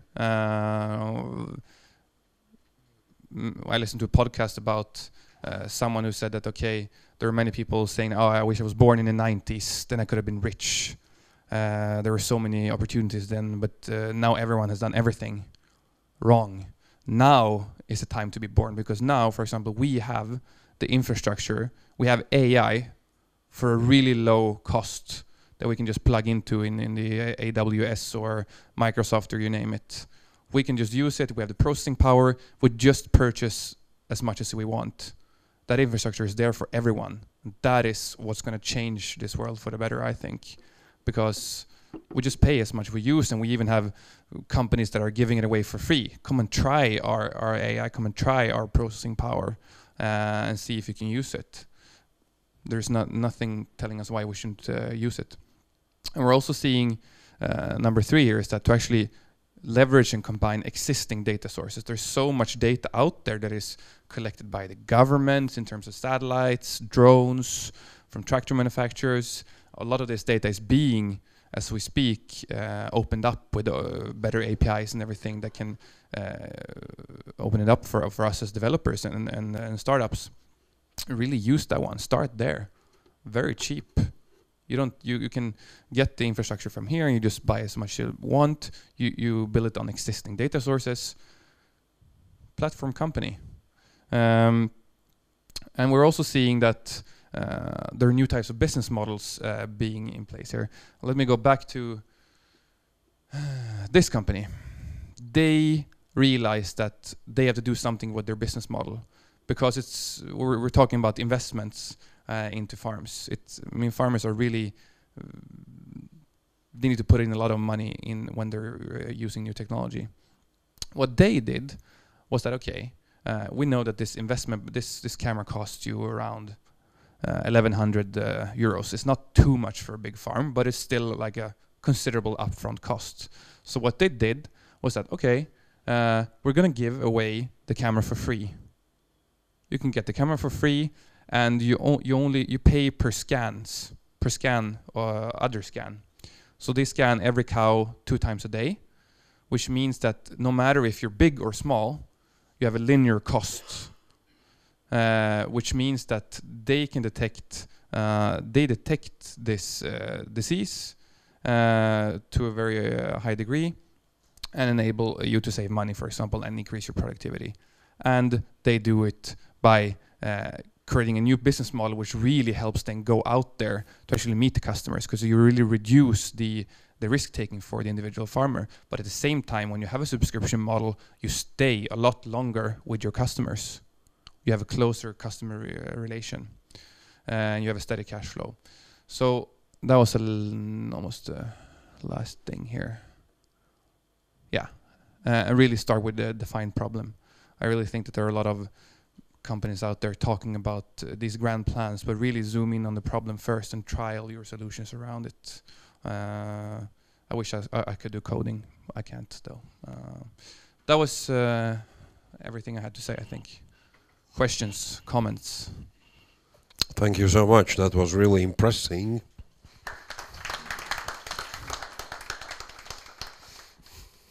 That's interesting. Does anything like that happens in Latvia too? Does anybody know? What? I mean, like application of these IoT things. It's happening in your in Estonia. In Estonia. No, they're really ahead. For example, and they're smart. They're leveraging, for example, this free EU data that you can use from satellites. So they're now, for example, digitizing their public agencies, are starting to automate their, because you get a lot of money from the government in EU for being a farmer, but in Estonia they're automating this with satellite data, for example. That doesn't surprise me much because really. Okay.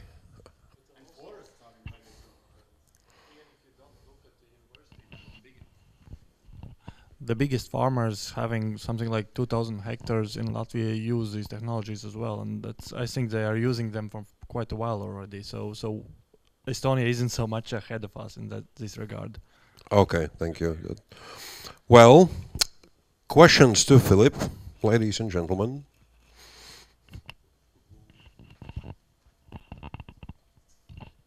Well, about these technologies are quite expensive, let's say, but the biggest part of agriculture or animal farms are in some let's say not so well developed countries. And what about the price? Well, is it possible to buy these technologies? Let me give you an example in relation to that. It's a good question. I often get it, but it's not as simple as that. For example, if you look at robot milking of cows. In Sweden and Denmark and the Netherlands, 40% of the cows are milked. What's the number in the US, you think? It's just 1 digit. It's way below 10%. And why is that? They're super developed in terms of crop production, but very underdeveloped when it comes to milk robots, dairy milking systems. It's because they have access to Mexican labor. And the Mexican labor is still cheaper than a robot. And then let me ask you, what's the robot milking share in Mexico? it's 20%. It's way higher than the US, because there they don't have the management skills in actually building a very well functioning farm, and they have problems with they have problems with people drinking and coming in late, which essentially is really bad for a big dairy farm that needs to run all the time, which means that for them it's way cheaper to invest in a robot system because they cannot depend on their labor. So what's interesting now is that if you look at these Swedish companies, for example, startups that are in agtech scene, many of them are going to East Europe first, because the farms are a lot bigger there, and the owners are very technology interested, compared to I don't want to mention any countries here, but there are certain countries in Western Europe where the farmers are very conservative. They're doing things that they have always done. It's a fifth generation farming, and farm has been the same size all the time. Nothing is happening. It's just static in France, for example. So I don't think I answered your question, but it's development is really, really dynamic here, I think. Thank you. Any more questions? Well, this is just a question I have I have had for a while now. Well, these technologies are available for a decade, 2 decades, and I just wonder, well, what is the role of farmer under these technologies? Because, well, 100 years ago it was quite clear what farmer does, but now it seems that he's more of a manager rather than actually somebody who is taking care of the field. I mean, I think you need to look at farming just the way you look at regular manufacturing. You're the CEO of a company that has to run smooth and efficient and profitable and find growth as good as you can according to your resources. And with IoT, you're actually starting to see that farms are getting more and more like standard manufacturing, because in manufacturing, these robots are, I mean, there's a lot of sensors on them, but they're doing it in a controlled environment. But with IoT now, you're starting to actually be able to understand your environment and control for the factors influencing it.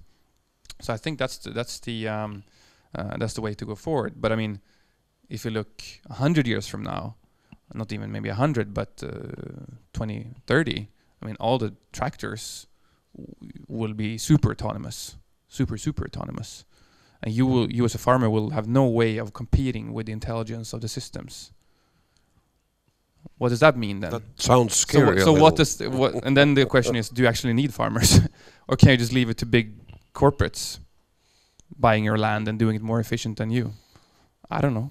Exactly. It's a good question. Okay. We are actually running out of time, ladies and gentlemen. Sorry. But that's not your fault. That's completely my fault. But it's been so interesting that I haven't dared to interrupt any of the speakers. But Philip, thank you so much. And last but not least, ladies and gentlemen, you see the poster behind my back here, Startup Accelerator. It's an ecosystem across the Baltic Sea, and we have a representative of Startup Accelerator from Finland. His actual job position is development manager at Demos Helsinki. His additional job, if you may say so, he's a DJ. And he loves music, and he plays music as a DJ. And he also has a DJ equipment which is powered by solar panels, so that you can play open air, right, without plugging in anything, just be powered by the sun. So Antti Lippo, please welcome, and he will tell us a little more about the upcoming competition within Startup Accelerator.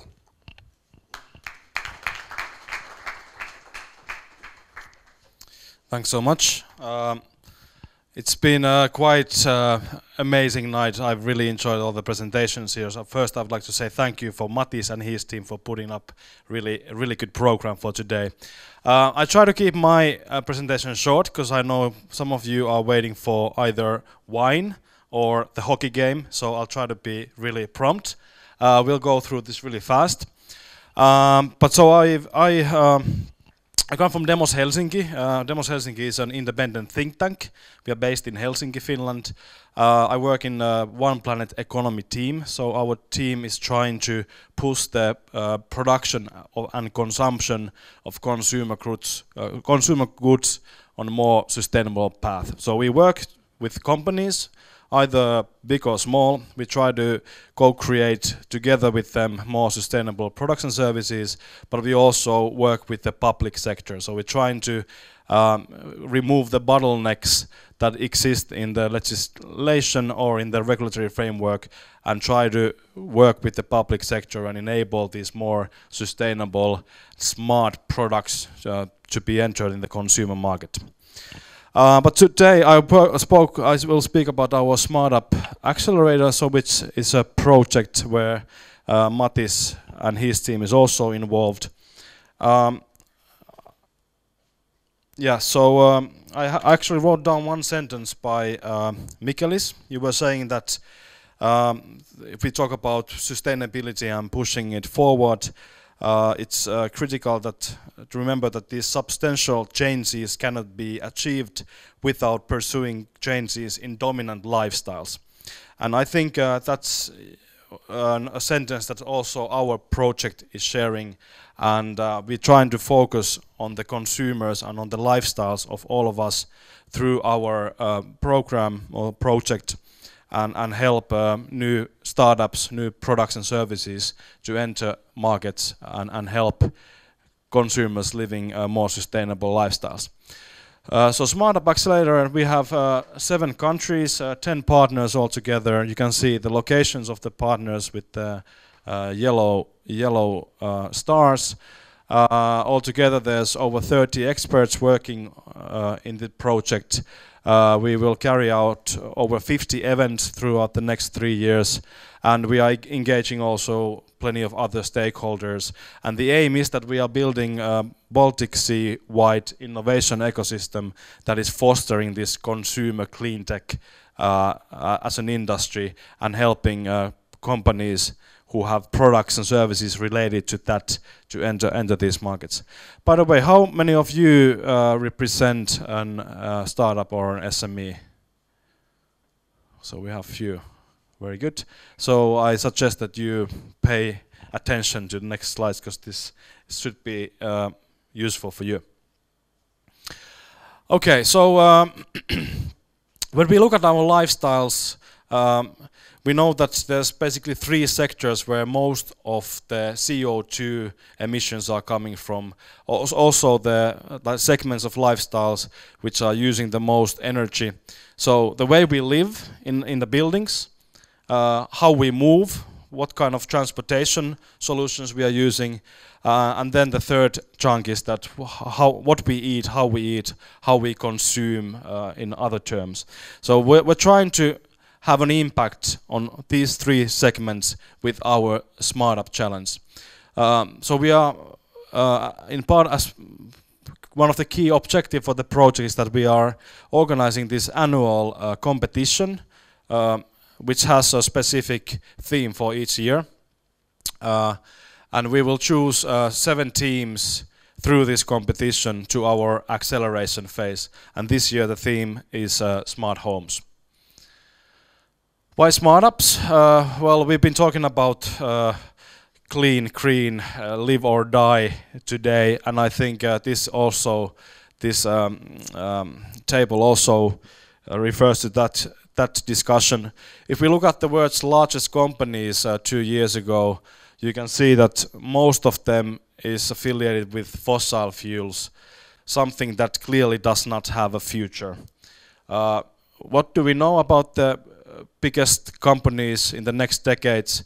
We know that we need to really drastically reduce our CO2 emissions. We also need to find better ways to use less natural resources. We know that, as Philip was mentioning, that we have a growing global population which is consuming more and more natural resources. The global middle class is constantly growing. We eat more, so we need to find ways how we are using our resources in a smarter way. And that is also the reason why we call and try to differentiate these startups who have a positive impact on our planet, and we call them SmartUps. Hence the name Startup Accelerator. Then if we look at some of the unicorns in recent years, what we can see here that most of them are based in a smarter way of using resources. We know the story with Uber, how private cars have become a public fleet, public resource. What's much more smarter way to use resources, and resources in this case being the cars. There's a lot of other type of services addressed towards consumers, and usually they are based on utilizing also digitalization and smart applications. So we really believe that within the next decades there's a growing demand and growing opportunity for such companies to flourish. Okay, we've heard this smart city discussion going on several years already. In most cases, the examples of smart cities or smart homes are something like this planned for Dubai or United Arab Emirates. It's true that, okay, you can, with such huge investments, you can demonstrate what are the possibilities for future city and future buildings, but then in reality, what our cities in our countries look like, it's something like this. And I think it's very interesting to think that what kind of opportunities exist in this kind of building stock. In regular homes, regular buildings, what kind of products and services can make this building stock more sustainable and also have a positive impact on our lifestyles, improving our quality of life. So how we are framing smart homes in our competition. We don't have a clear definition for what smart homes are. We know that these solutions should have a positive impact on the reduction of CO2 emissions, and they should also showcase how resources can be used in a smarter way. And of course, it would be nice if these solutions can also improve the quality of life, improve the social sustainability. Some examples I can name. In our networks there are a few startups who have quite unique product or service. There is one company who's basically a crowdfunding platform for citizens to invest in large-scale solar farms. So basically I think that fits into the smart home definition. There is another company, a startup, who's optimizing the heating energy coming into apartment buildings, and especially those apartment buildings who are using district heating. So they have sensors that they input or they attach to this heating room in the apartment building, and with their smart algorithms they can optimize the hot water coming into the building and saving a lot of energy. There's another company who has a wooden two-story house with the total acreage or space of 38 square meters. So you might question that it's a small home, and what's the innovative thing about it? But actually, what is innovative about is that the Finnish regulation, building regulation, is such that if you want to build something to your own land that exceeds 39 square meters, you have to have special permit. So this startup, these architects designed a spacious two-story wooden small house that can be built on your land without a special permit. So I think these kind of innovative solutions are something that we are also looking for in our Smart Accelerator. There's plenty of other examples. We heard different applications IoT today. I think eco-design is very interesting. What kind of new materials exist? We heard about this human healthy paint today. What other type of new sustainable materials exist? Sharing economy, how we can share resources and assets between residents. There is one app in Finland which is giving citizens access to saunas. So if you don't own a sauna, through this app you can book a sauna that is owned by some other person. I think it's quite smart way of using different kind of assets. Yeah, so there's plenty of things that can relate to smart homes, and if you're interested to apply, I think you can be creative. You can find a way to explain and demonstrate how your startup or SME is fit for smart homes. I need to. And how the process goes, so we will launch the competition in summer, and the application time is from August 15 till September 15, so 1 month's application time. We choose one team per country, so we have 7 teams chosen for our accelerator, and we have a physical get-together in Sweden sometime in late October. It's a 2-day boot camp. And then there is the proof of concept and validation phase, where also these teams will get support from our Smart Up Accelerator partners. Who can apply?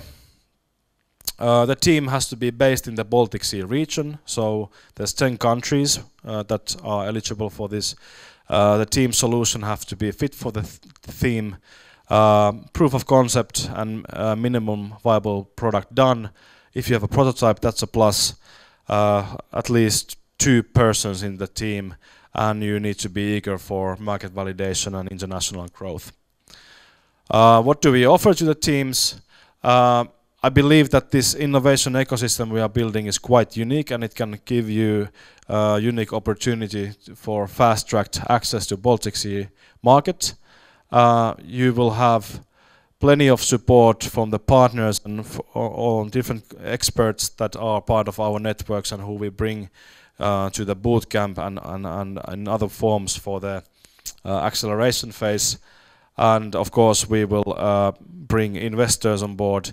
We try to gather information, what kind of other types of financing instruments exist, such as EU funding instruments and so on.